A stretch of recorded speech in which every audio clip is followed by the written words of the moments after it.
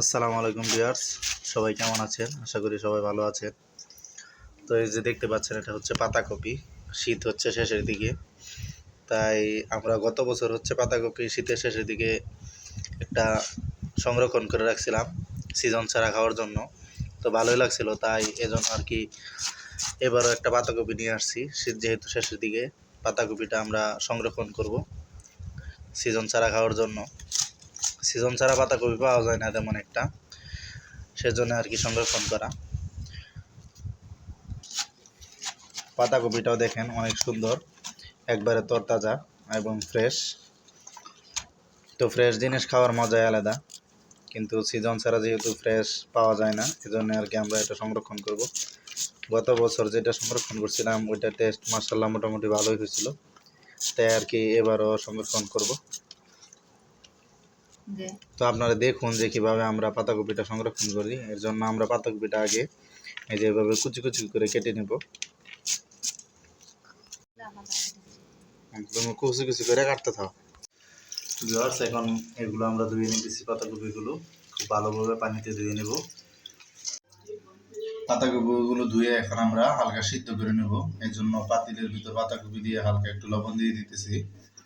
পাতাকপিটা দেখেন অনেকটা হয়েছে, একটা পাতাকপি অনেকটা হয়েছে মাশাআল্লাহ। তো এখন আমরা হালকা সিদ্ধ করে নেব পাতাকপিটা। পাতাকপিটা এখন সিদ্ধ হয়ে গেছে, তো এটা আমরা এখন চুলা থেকে নামিয়ে নেব। নামিয়ে নিয়ে ঠান্ডা করব। দেখেন পাতাগুলো এখন আমরা নামিয়ে একটা ঝুড়িতে ঢেলে নিচ্ছি, যাতে পানিটা যা আছে পানিটা ঝরে যায়। দেখেন পাতাকপিগুলো কিন্তু শুকিয়ে গেছে এবং ঠান্ডা হয়ে গেছে। দেখেন পানি একবারে নাই বললে চলে।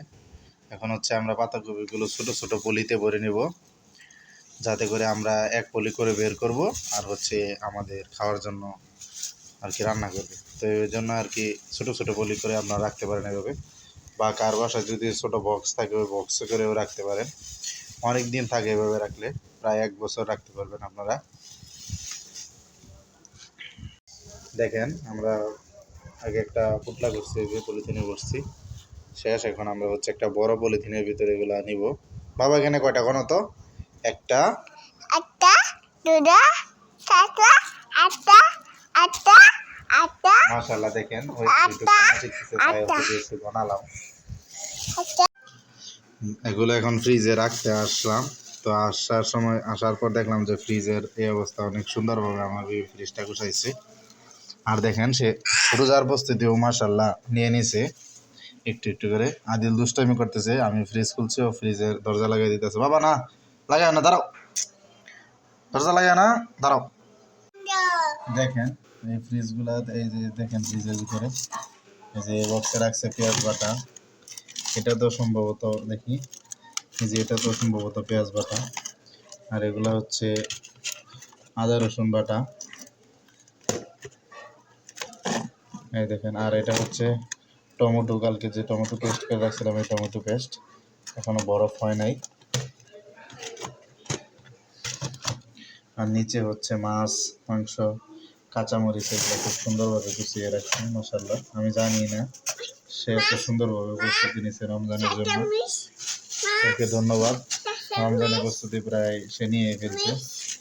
তো ভিডিওটি যারা দেখেছেন সবাইকে ধন্যবাদ। আর ভিডিওটি কেমন হয়েছে আমাদেরকে জানাবেন। সবাইকে ধন্যবাদ। আসসালামু আলাইকুম।